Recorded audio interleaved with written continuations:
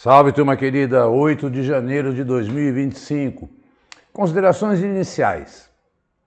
Primeiro, hoje houve um ato político em Brasília, em virtude dos 2 anos lá do episódio do ataque ao Congresso, ao Planalto, enfim, ao Supremo.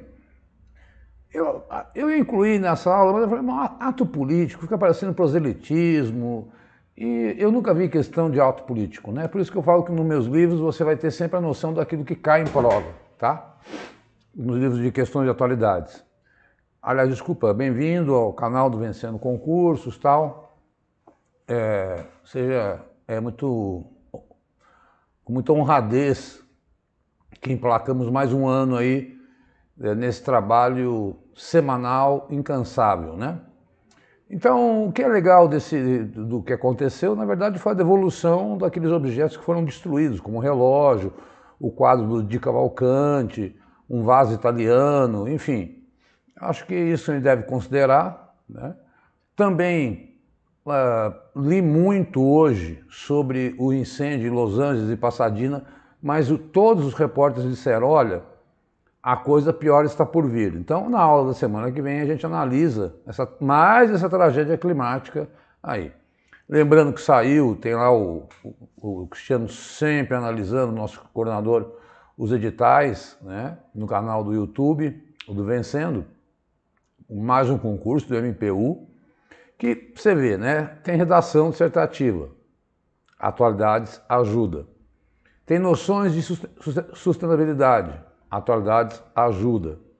Então, a gente não é uma disciplina que está só segregada a fatos do noticiário. A gente está ajudando a interpretação de texto e por isso eu acho muito importante estar sempre olhando para atualidades como se olha para todas as outras disciplinas, inclusive tendo a opção.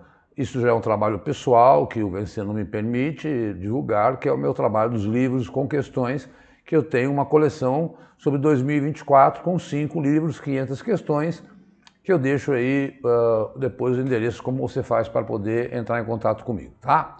Sem mais delongas, porque essa aula tá cheia de fatos importantes e que a gente precisa... eu digo, essas aulas de virada de ano, pessoal, são aulas que as pessoas negligenciam, mas elas têm tanta coisa importante que vocês vão observar hoje quantos fatos nós vamos ter que abordar aqui hoje, tá? Então, vamos lá.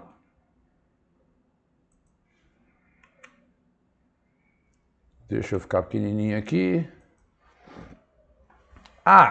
Segue a gente lá no Instagram, porque eu estou sempre publiquei quase que um dia sim, um dia não, eu publico uma notícia que eu acho relevante para vocês já irem acompanhando, que depois entra aqui, né? Então, seguir a gente no Instagram te ajuda a saber quando é que a aula subiu no canal do Vencendo, enfim.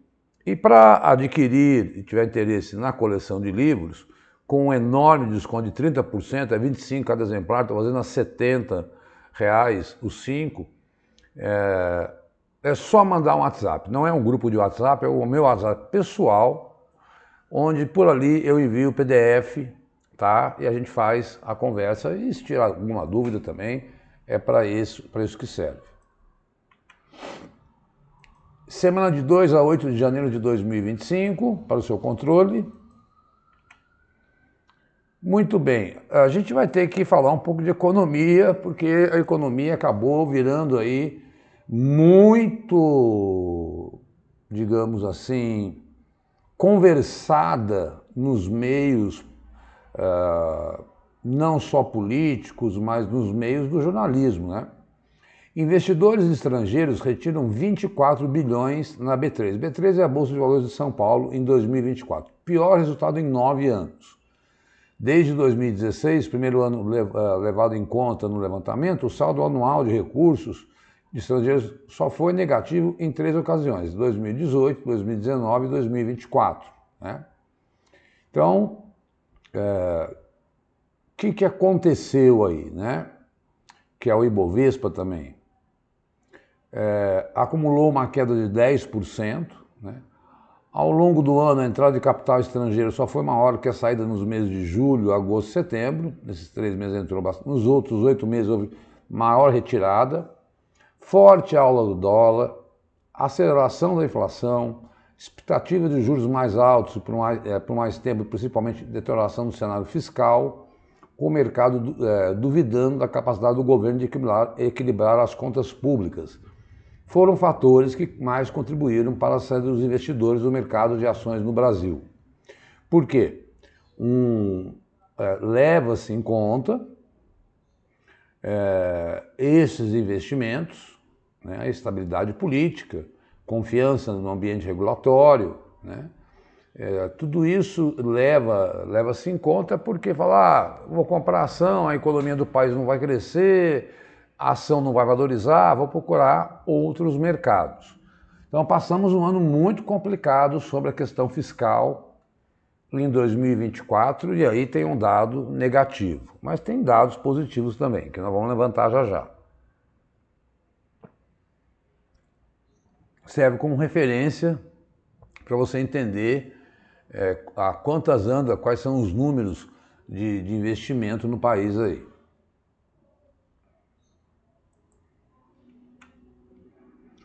Meu Deus! Parabéns, Fernanda Torres!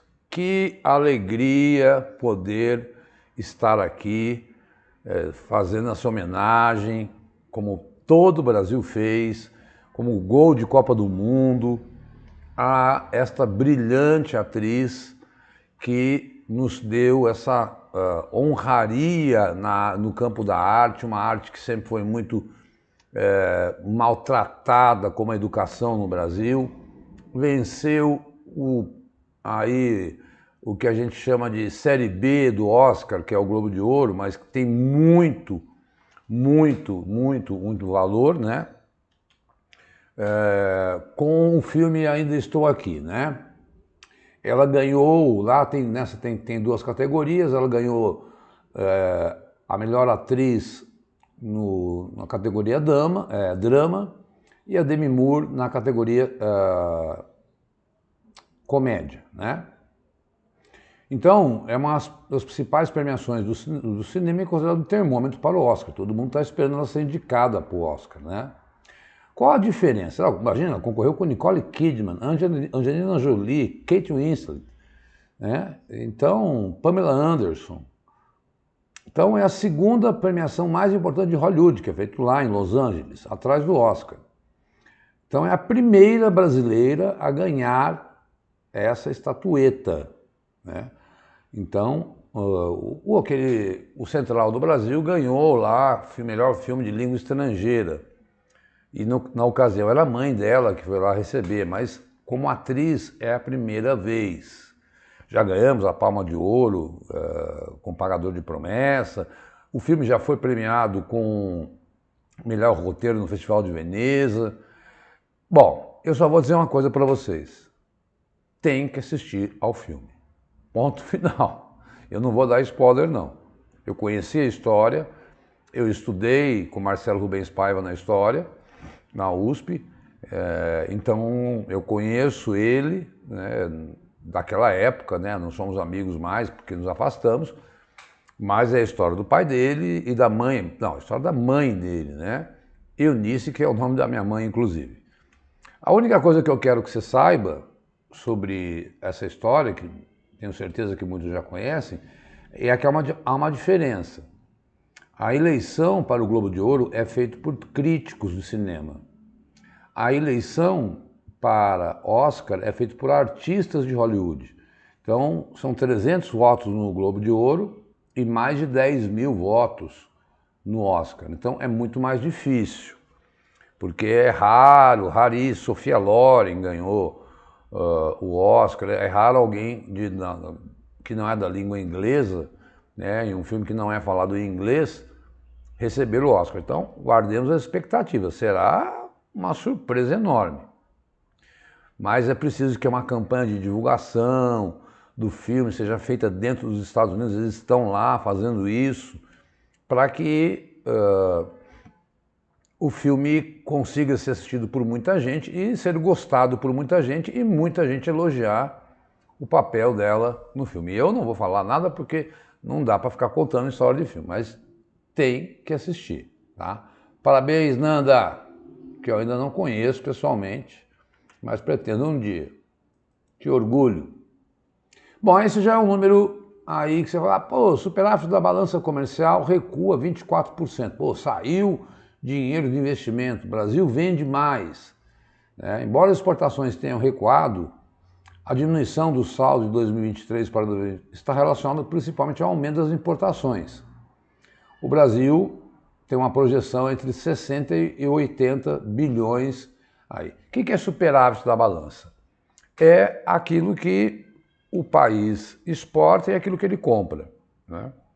Aí vai envolver, vou mostrar já quais são os principais produtos, tá? E é importante ter uma mudançazinha aí esse ano.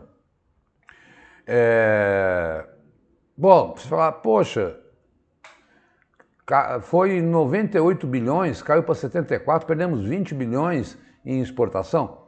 Mas, se você pega a série histórica, o Brasil tinha saldo entre 50 e 60.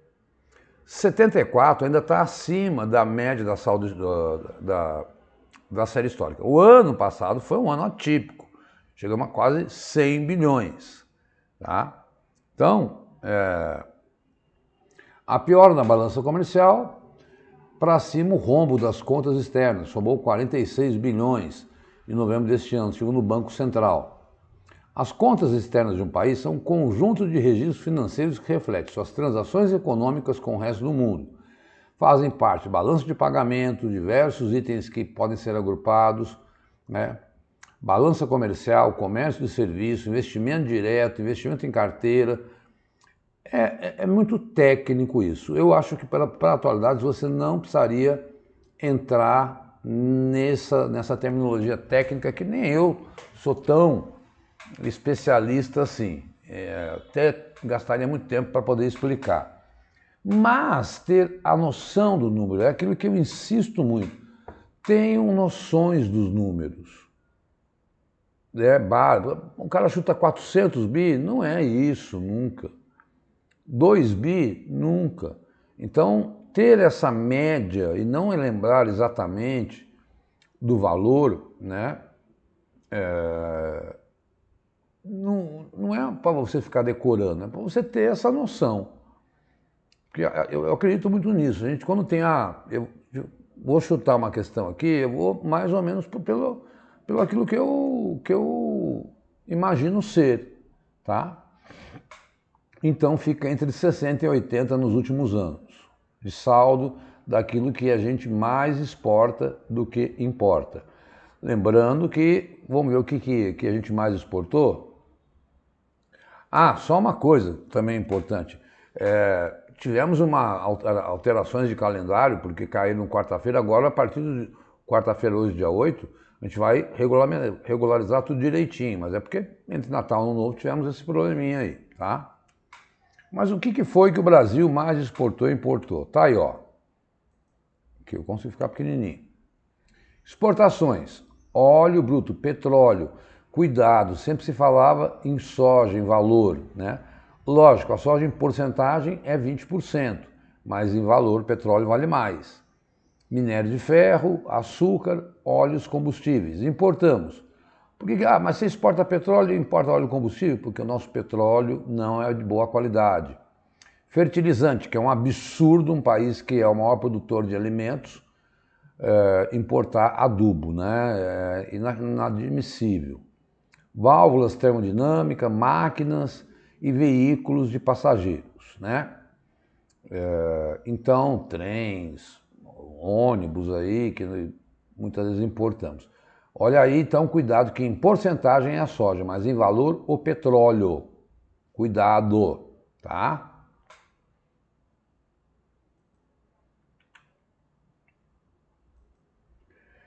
Deixa eu sair. Brasil anuncia a entrada da Indonésia como membro pleno dos BRICS. O bloco é presidido pelo Brasil em 2025, como gravamos na aula passada, assistindo sempre às aulas anteriores. entrando sempre no canal do Vencendo para olhar tudo que está saindo do edital. E a entrada do país asiático no grupo ocorre no momento que os BRICS buscam ampliar a influência e o número de países, né? Então, o Irã, Egito, Etiópia, a Argentina não desistiu de participar, estão também querendo chamar outros países para ser aí com status inferior de membro efetivo, como parceiros, como Cuba, Turquia, Tailândia, Nigéria, Argélia. Para o professor, e eu gosto muito de pegar esses professores universitários, especialistas, a busca pela ampliação do bloco é uma briga por hegemonia entre China e Rússia de um lado e Estados Unidos e Europa de outro. Na prática, acrescenta o professor, há uma disputa por áreas de influência ao redor do mundo, a exemplo do que motivou a criação de outros grupos como o G7. Então, no G7 você tem Europa e Estados Unidos, e aí BRICS agora tentando ampliar a sua área de influência no chamado Sul Global, principalmente, né? Indonésia, que é um dos países mais populosos do mundo, tá? E então, quando é que isso deve ser oficializado? Na reunião dos BRICS, que deve acontecer em julho aqui no Brasil. Então, mais um país convidado a ser membro dos BRICS, tá? Que originalmente é Brasil, Rússia, China, Índia e África do Sul, o S é de South Africa, que foi um dos últimos. Agora, o que era para ser uma denominação apenas teórica, virou um grupo mesmo que está alinhando contratos e, enfim, uma série de consolidando acordos, principalmente, né? Estabelecendo parcerias. Então, nessa geopolítica macroeconômica mundial, está aí um crescimento dos BRICS. Obviamente que a grande beneficiária é a China, que praticamente comanda, né, esse grupo. Gente, quem nunca ouviu falar do Diário de Anne Frank, né? E vários filmes mostram como a Alemanha nazista invadiu vários países da Europa, inclusive a própria Holanda. E a Holanda agora divulgou o nome de 425 mil supostos colaboradores de nazistas. Isso aconteceu em vários países da Europa, não se assuste. Na França teve um governo, parte do governo francês, de um general, governou ao lado de Hitler, governo de Vichy, né? Embora o regulamento geral da União Europeia proteja dados pessoais, ele não se aplica aos que morreram. A grande maioria das pessoas listadas no arquivo, né? Então, praticamente a gente já morreu. Eles vão ser disponibilizados amanhã, na quinta-feira. Agora, há um problema, né? Porque, à medida em meio à preocupação de descendentes dos supostos colaboradores, assim como de parentes das vítimas, né? Devido a esses temores, foi decidido inicialmente que só informações parciais sobre cada pessoa estariam acessíveis online. Durante décadas, o estigma acompanhou aqueles na Holanda que eram suspeitos de terem apoiado e auxiliado as forças invasoras alemãs. Uma pesquisa recente revelou que 1/5 dos holandeses ainda preferem não ter descendentes de um colaborador em um cargo público, como prefeito ou membro do parlamento, informou a emissora pública. Esse é um tema muito caro para a Holanda, que hoje é governada por um presidente de extrema direita. Mas isso serve para vocês entenderem que o nazismo não foi um mal feito por Hitler e que deixa sequelas até hoje. Partidos de extrema direita estão crescendo, partidos até que se dizem neonazistas na Europa. Essa sombra, né, esse fantasma do nazismo permanece no mundo. E é preciso que a gente tenha, aqui eu como formado em História, mas depois com pós em outras áreas, não vou admitir que um regime como esse, ou pessoas simpatizantes, propaguem essas ideias no mundo de hoje, porque nós sabemos que dali nascem todo o conceito de direitos humanos que vocês estudam para a prova, porque o mundo viu uma violência jamais vista antes na história.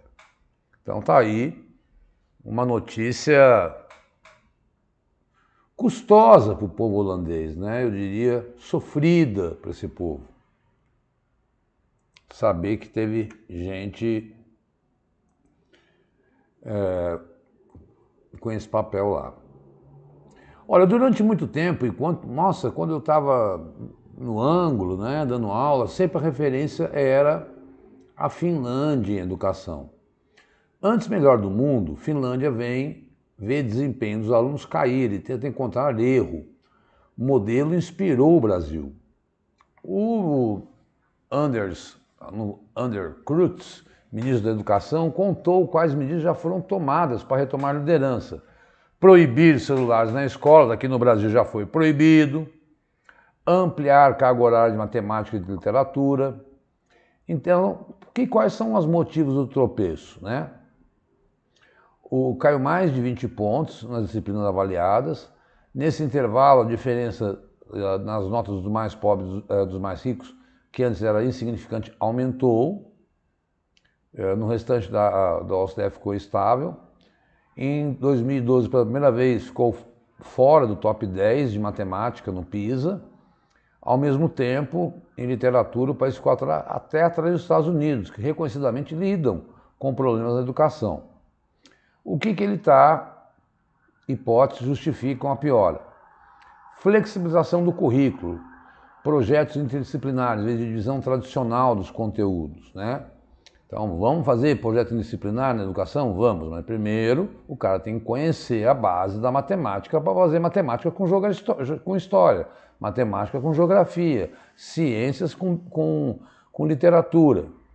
Conhece a base, não vá direto para projetos interdisciplinares, porque sem a base o cara não consegue aí avançar.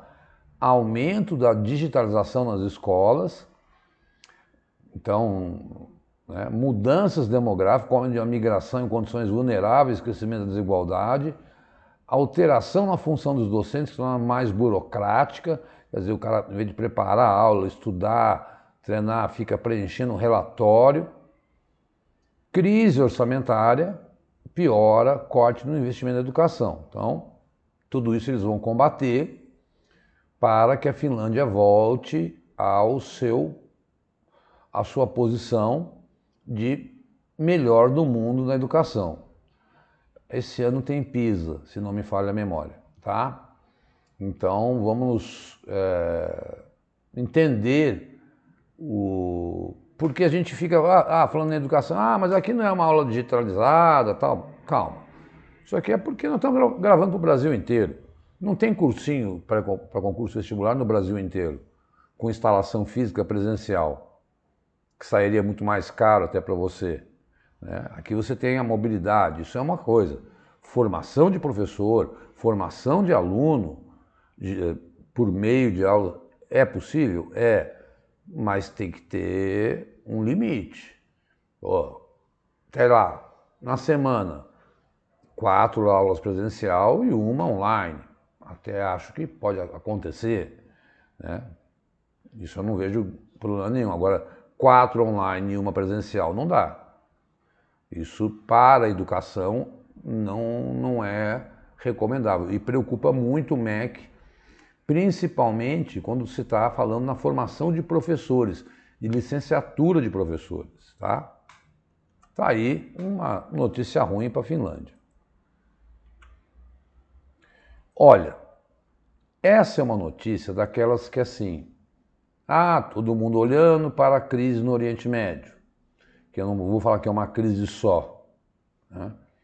É uma crise ampla, que envolve Israel, faixa de Gaza, Hezbollah, Líbano, Irã, Síria, que nós já abordamos em muitas aulas. Para quem não está acostumado, está assistindo pela primeira vez, é só descer, clicar em vídeos e descendo que você vai ver toda semana uma aula gravada aqui explicando passo a passo essas crises. Ucrânia, Rússia. Olha o que está acontecendo no Sudão.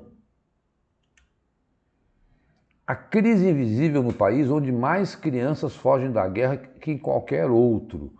No Sudão, 5 milhões de crianças perderam quase tudo ao serem empurradas de um lugar para o outro, no que é hoje a pior crise humanitária do mundo. Então, a ONU falou, olha, vamos ter que tomar uma atitude, porque o Sudão, né, está vivendo uma guerra civil entre o exército e as forças de apoio rápido, que são paramilitares. Eles eram aliados e agora disputam o poder. Então, imagina que um campo abriga cerca de 100 crianças, virou o abrigo para 11 milhões de sudaneses que foram levados a um refúgio, a outro, retornar ao que restou de seus lares e reconstruir sua vida seria o maior presente de todos. Tá? Então, o Sudão, para a gente não esquecer, porque, eu repito, né, depois leia com calma esse texto, que está bem extenso, é fundamental que a gente olhe para outros conflitos para além daqueles midiáticos. O Sudão vive uma guerra, é um país extremamente pobre e o chefe do exército anunciou que havia dado permissão à ONU para estabelecer mais centros de abastecimento e usar mais 3 aeroportos para prestar assistência. 5 milhões de crianças. Antes, a gente falava que a pior crise humanitária da humanidade era a crise do Iêmen. Hoje, Sudão.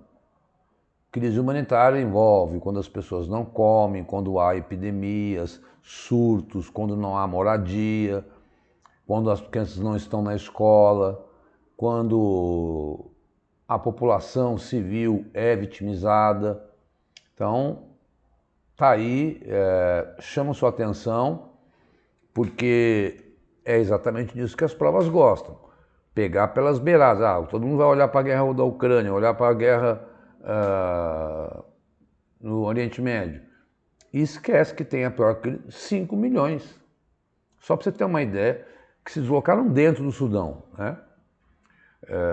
Alguns até podem ter tentado chegar na Europa, mas o caso aí é sair de casa e ir para outro lugar, longe do conflito entre o exército e um grupo paramilitar que o próprio governo sudanês permitiu, que está em luta, né? Como a notícia diz aí.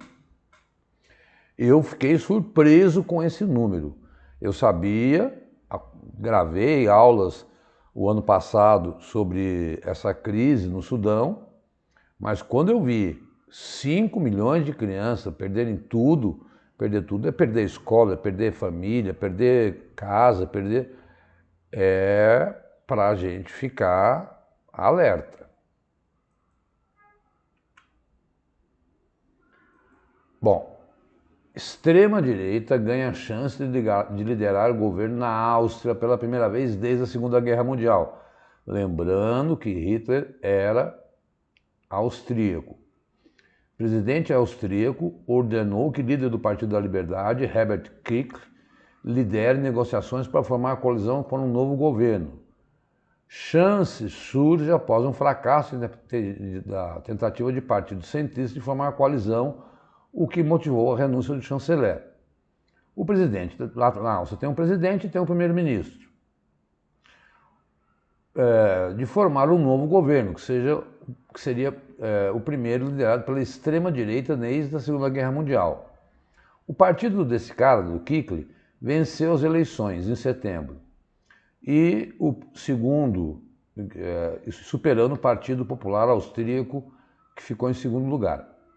A decisão ocorreu após o chanceler Karl Nehammer, né, chefe do executivo austríaco, anunciar sua renúncia do cargo. As negociações entre os dois maiores partidos centristas, Partido Popular e Partido Social Democrata, para formar um governo de coalizão sem extrema-direita, fracassaram. Bom, toda vez que você não tem uma maioria no parlamento, geralmente o primeiro-ministro, o chanceler, renuncia e o presidente aí convoca o líder do partido que venceu a formar uma nova coalizão. E para formar essa nova coalizão, pode ser que ele tenha que negociar com o chamado Partido da Liberdade da extrema-direita. E nós já temos extrema-direita governando na Itália, extrema-direita governando na Holanda, com aí problemas na França, eleições marcadas para fevereiro também na Alemanha, o mundo se dividindo e essa bipolarização não para. Estamos entrando em 2025 com novamente esse tipo de problema que a gente sabe que não traz bons resultados, geralmente gera violência, geralmente gera problemas, especialmente para os mais pobres, e nos preocupa, como também os governos de extrema esquerda que governam como ditadores. Viva a nossa democracia, mesmo com problemas, é óbvio. Mas, veja aí, hein? Hitler nasceu na Áustria. Benza a Deus. Vamos lá. Mundo pegando fogo. Olha como essa notícia tem muito a ver com a próxima. Depois de 9 anos, Justin Trudeau anunciou na segunda-feira que renunciará ao cargo. O Partido Liberal liderado por ele agora vai escolher um substituto. O trabalho do parlamento ficará suspenso até 24 de março, até que um novo representante dos liberais seja indicado. Trudeau, de 53 anos, chegou ao poder em 2015, após 10 anos de governo do Partido Conservador. Ele foi reeleito 2 vezes, se tornando um dos mais longevos primeiros-ministros canadenses. Muito apoio, mas se tornou impopular nos últimos anos devido a uma série de questões, incluindo um aumento vertiginoso do preço dos alimentos e da habitação e diante da imigração crescente. É curioso que o Canadá faz uma política imigratória para pessoas com curso superior, eles querem, né? Mas não querem pessoas aí sem formação. Aliás, o mundo vive esse drama, né? A turbulência política ocorre em um momento difícil para o Canadá no cenário internacional. O presidente dos Estados Unidos, Donald Trump, ameaçou impor tarifas de 25% sobre todos os produtos canadenses se o governo não conter o que o Trump chama de fluxo de imigrantes e drogas para os Estados Unidos. O Trump adora culpar os outros, né? Embora o fluxo seja menor que o do México, a quem Trump também ameaçou. O Canadá é um grande exportador de petróleo e gás natural para os Estados Unidos. Também depende do seu vizinho do norte para aço, alumínio e automóveis. O Canadá tem 38 milhões de habitantes, é inferior ao estado de São Paulo. Mas é o segundo maior território do mundo, atrás apenas da Rússia. O que acontece agora com o Canadá? Olha aí, gente, Canadá, Áustria, Alemanha, essa turbulência política tomando conta de vários continentes aí, tá? Agora, bate o olho no que vem agora.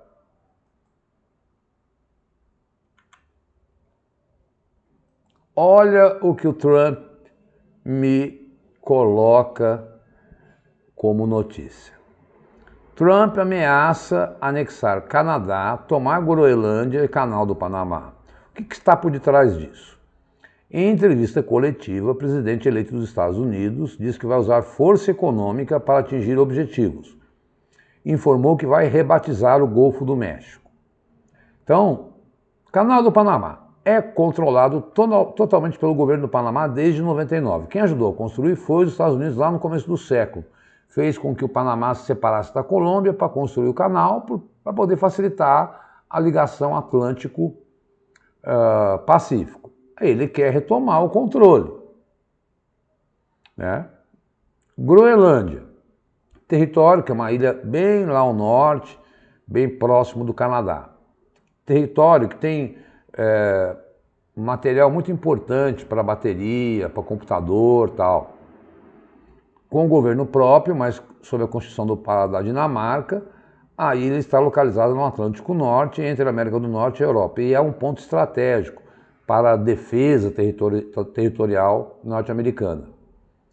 Canadá, país independente, com um governo próprio, já foi controlado pelo Reino Unido e faz fronteira com os Estados Unidos.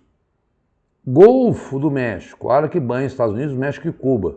Não existe um único país responsável, mas ele quer chamar de Golfo da América. No caso do Panamá e da Groenlândia, Trump afirmou que não descarta o uso da força militar. Muito bem, né, seu Trump? Tá virando um outro Putin, é? Tudo bem que a gente sabe que o que o Trump fala, né, pessoal, a gente tem que... Ele vive, né, no campo da política dessas declarações polêmicas. Agora, ele se elegeu fazendo um forte discurso crítico sobre a questão interna dos Estados Unidos. E agora vem com essa posição expansionista, né?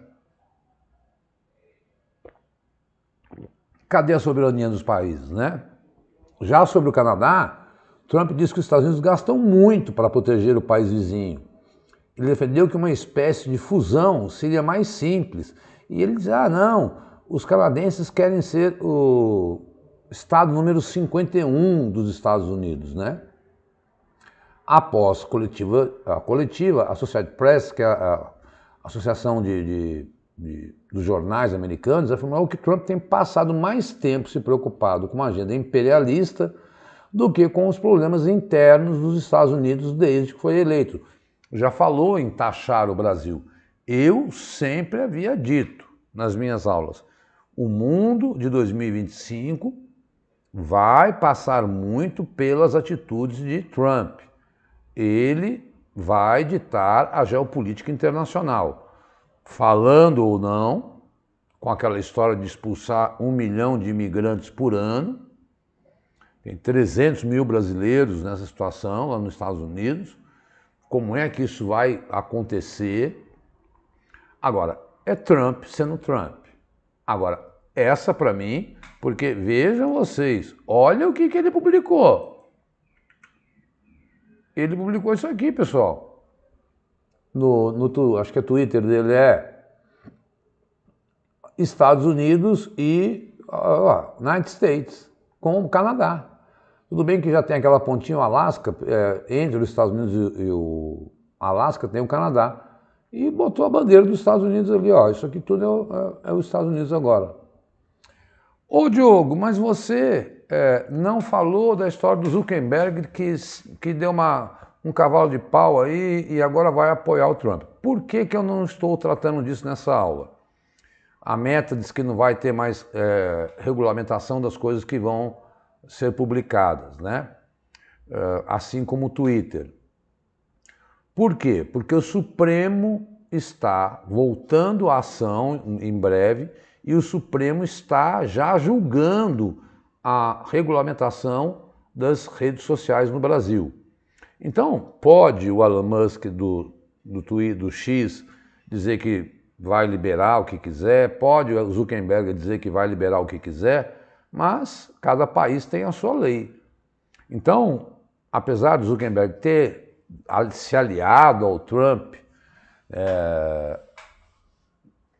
por interesses macroeconômicos, dizendo que não vai censurar nada, não vai adiantar muito, porque eu vou aguardar, porque é que nem eu falei, eu adoro aguardar algumas notícias para não queimar a etapa, porque alguém que fala, não, agora a meta, o Facebook e o Instagram estão liberados no Brasil. Não, o Supremo está para julgar, já começou o julgamento, e se houver uma regulação, ele pode querer liberar em outros países, né? Mas, enfim, se o Brasil impor leis, como ficou o Twitter 90 dias fora do ar, não adianta ele querer liberar lá, falar que vai liberar, e se a legislação brasileira é soberana, tá? Só para deixar claro sobre essa história aí que tá, esse burburinho dessa semana que o Mark Zuckerberg acabou declarando, tá, pessoal? Bom, para a gente concluir mais essa aula, aqui eu mostro a coleção de livros de 2025, 17, 18, 19, cada um com período. Essa é uma arte que eu faço só para divulgar aqui nas aulas, né? E os 2 últimos do segundo semestre, praticamente, de 2024, tá? Adquirindo 5, eu praticamente faço um desconto, praticamente não, farei um desconto de 30%. E para isso, pessoal, como é que eu faço para adquirir, Diogo? Sai daí. Manda um WhatsApp para mim, tá? Que quando eu estou gravando uma aula, obviamente, eu não consigo responder. Mas eu não parei, eu não tiro férias há alguns anos, desde que eu comecei a dar aula de atualidades mais firmemente aí,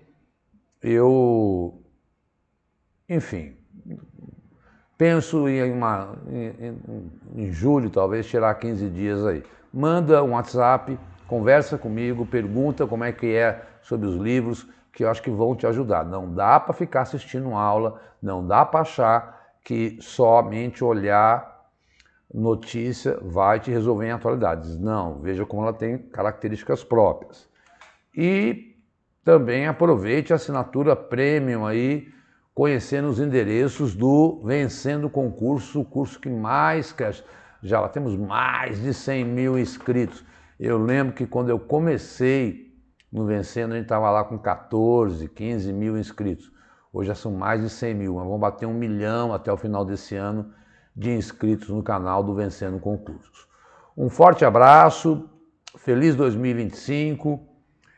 Essa não é a primeira aula, eu já gravei a aula do dia 26 ao dia 2, mas agora a gente ajeitou o calendário, tá?